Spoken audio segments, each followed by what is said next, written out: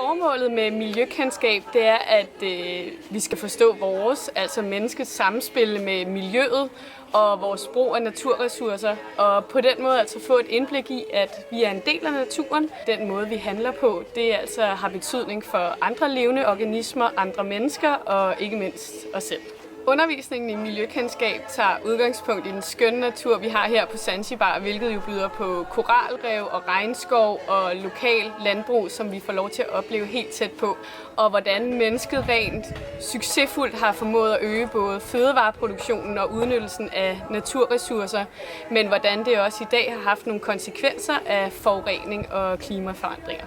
Så i undervisningen vil der være forskellige ekskursioner, og det vil så være i kombination med øvelser, oplæg og diskussioner i timerne.